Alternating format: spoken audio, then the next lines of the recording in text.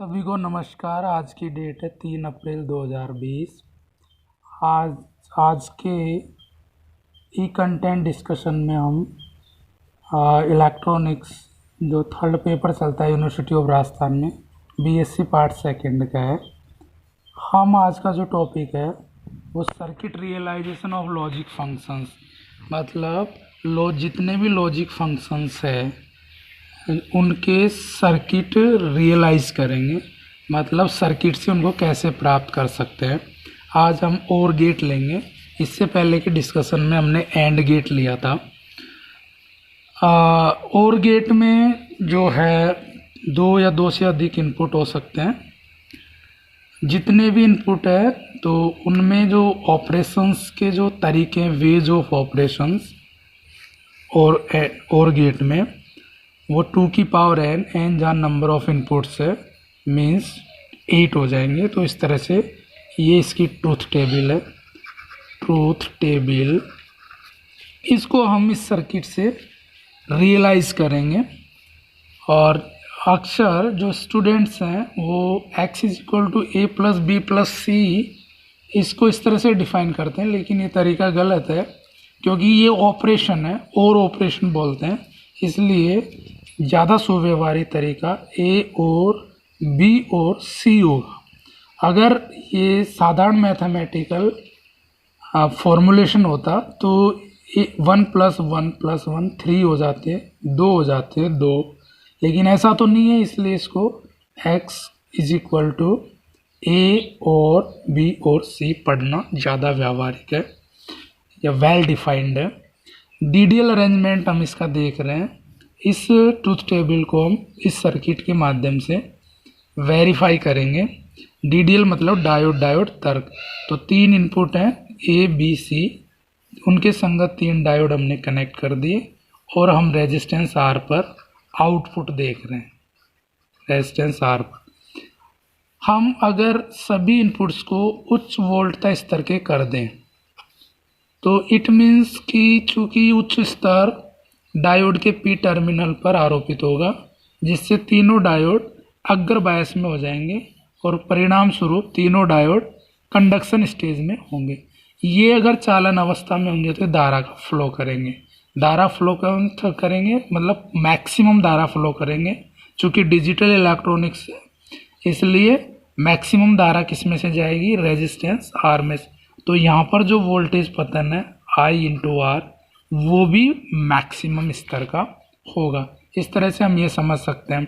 यदि मान लीजिए तीनों ही इनपुट लोअर लेवल के हैं या निम्नतम वोल्टेज लेवल के हैं तो 0 0 देने पर जो होगा ये P पर आरोपित होने से ये रिवर्स बायस में पहुंच जाएगा, और रिवर्स बायस में पहुंच जाने की वजह से ये कंडक्शन स्टेज में नहीं होगा, नॉन कंडक्टिंग स्टेज में होगा। देयरफॉर कोई करंट का चालन नहीं होगा। इससे परिणाम स्वरूप करंट 0 होगी। नहीं का मतलब नो, का मतलब नो मतलब 0।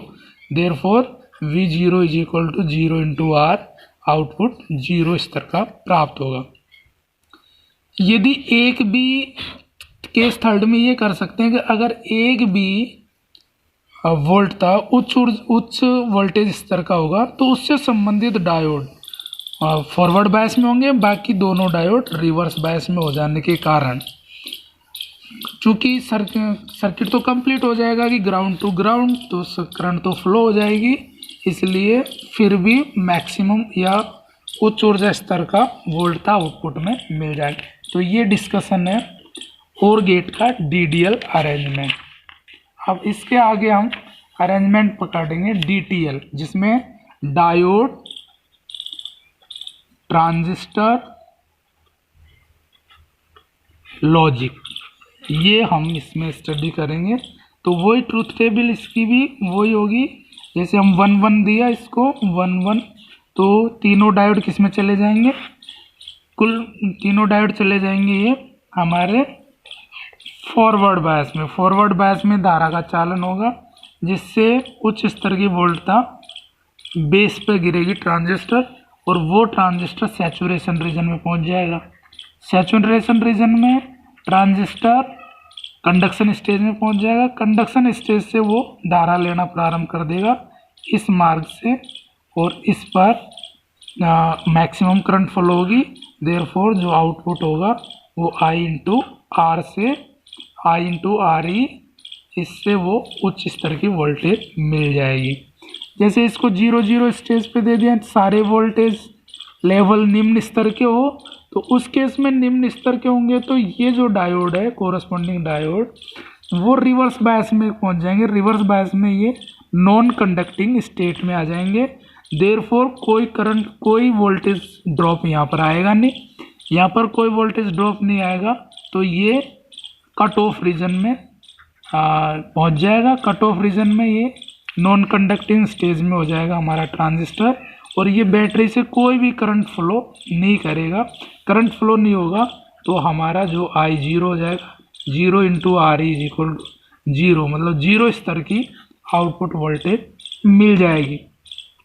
इसी प्रकार अगर एक भी वोल्टेज या इनपुट उच्च वोल्टेज स्तर का हो तो उससे संबंधित डायोड कंडक्टिंग स्टेट में पहुंचने के कारण वो सर्किट कंप्लीट हो जाएगा। देयरफॉर करंट फ्लो हो जाएगी और आउटपुट उच्च स्तर का मिल जाएगा। अब हम आगे जो करेंगे TTL arrangement. Transistor, TTL means transistor logic, और ये ट्रांजिस्टर लॉजिक। इसमें हम दो इनपुट लिए हमने सर्किट के सिंप्लीफिकेशन के हिसाब से, केवल दो इनपुट लिए हैं, और जो आउटपुट है A और B 1 1 0 0, क्योंकि नंबर ऑफ इनपुट्स 2 है तो देयर पर 2 की पावर n बराबर 4, तो there are 4 number of arrangement हो जाएंगे। तो 1 0 1 0, तो 1 1 और 0, अर्थात लोअर स्टेट में आउटपुट तभी होता है जब दोनों इनपुट 0 या 0 स्तर के हो। तो चूँकि इसमें ट्रांजिस्टर दोनों समांतर क्रम में है, अगर एक भी ट्रांजिस्टर बंद है, दोनों ये तभी एक्टिंग में नहीं होंगे जबकि दोनों ट्रांजिस्टर बंद हो। हम 1 1 देते हैं तो 1 1 से क्या होगा, इसको डिफाइन करते हैं या इसको वेरीफाई करते हैं। 1 1 से हमारी उच्च स्तर की वोल्टता ट्रांजिस्टर के बेस Q1 Q2 पर गिरेगी। ये दोनों सैचुरेशन रीजन में पहुंच जाएंगे। सैचुरेशन रीजन में पहुंच जाने की वजह से ये दोनों एक्टिंग में होंगे। एक्टिंग में होने से यहाँ जो पॉजिटिव लॉजिक दे रखा है हमने बैटरी प्लस VCC, यहाँ से धारा आएगी तो मैक्सिमम आएगी तो पूरा का पूरा ड्रॉप यहाँ हो जाएगा, यहाँ पूरा ड्रॉप हो जाएगा, जिससे यहाँ से ड्रॉप हो जाने के कारण यहाँ ड्रॉप हो जाएगी, यहाँ 0 स्तर की वोल्टता ट्रांजिस्टर Q3 पे पहुँच जाएगी, जिससे ये कट ऑफ में चला जाएगा, नॉन कंडक्टिव। अब यहाँ से ये कोई धारा नहीं लेगा, कोई ड्रॉप नहीं करेगा, तो यहाँ उच्च स्तर की वोल्टता मिल जाएगी, और वही हम उच्च स्तर के नाप रहे हैं A और B। अगर दोनों 0 0 में हो तो ये दोनों ट्रांजिस्टर कट ऑफ रीजन में चले जाएंगे, तो कोई कंडक्शन नहीं करेंगे तो धारा भी नहीं लेंगे बैटरी से, तो कोई ड्रॉप भी नहीं होगा। अगर ड्रॉप नहीं होगा तो यहाँ उच्च स्तर की वोल्टता मिलेगी। ये उच्च स्तर की वोल्टता ट्रांजिस्टर Q3 पर आरोपित हो जाने के कारण ये सैचुरेशन रीजन में पहुंच जाएगा। सैचुरेशन में पहुंचते ही ये यहाँ से ये करंट फ्लो होगी, यहाँ पूरा का पूरा ड्रॉप हो जाएगा तो यहाँ 0 स्तर की वोल्टता मिल जाएगी।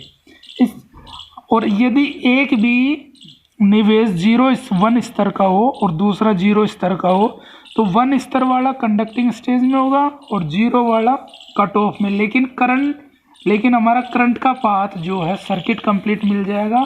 देयरफॉर यहाँ ड्रॉप हो जाएगा, या 0 स्तर की ये कट ऑफ में चला जाएगा, यहाँ कोई ड्रॉप नहीं होगा, या उच्च स्तर की वोल्टता प्राप्त हो जाएगी। अब हम नॉर गेट का जो है करेंगे। नॉर गेट में 2 या 2 से अधिक इनपुट हो सकते हैं, लेकिन आउटपुट एक ही होता है सब में। A B C 1 1 1 1 0 0 0 0 1 1 0 0 1 1 0 0 1 0 1 0 1 0 1 0। आउटपुट जो होगा ए और बी और सी। तो 1 1 1 1 1 1 1 और जो हमारा नोर गेट होगा वो ए और बी और सी का बार 1 का 0 1 का 0 0 0 0 0 0 1। तो हम इसको वेरीफाई करेंगे तो हम 1 1 देते हैं तो ये डायोड अग्रबायस में काम करेंगे, अग्रबायस में काम करंट फ्लो होगी, उच्च स्तर का वोल्टेज ट्रांजिस्टर के बेस पे गिरेगा, वो सैचुरेशन में पहुंच जाएगा।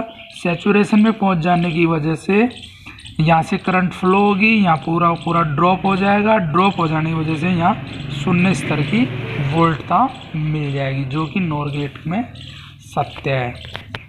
अगर हम इसको 1 1 0 लेते हैं या सभी 0 0 ले लेते हैं, शून्य स्तर के इनपुट्स ले लेते हैं, तो सारे के सारे डायोड रिवर्स बायस में चले जाएंगे। रिवर्स बायस में चले जाएंगे तो कोई भी यहाँ पे न्यूनतम स्तर की वोल्टता जाएगी, न्यूनतम स्तर की वोल्टता जाने से कट ऑफ रीजन में पहुंच जाएगा, यानी कि नॉन कंडक्टिंग स्टेज में चला जाएगा।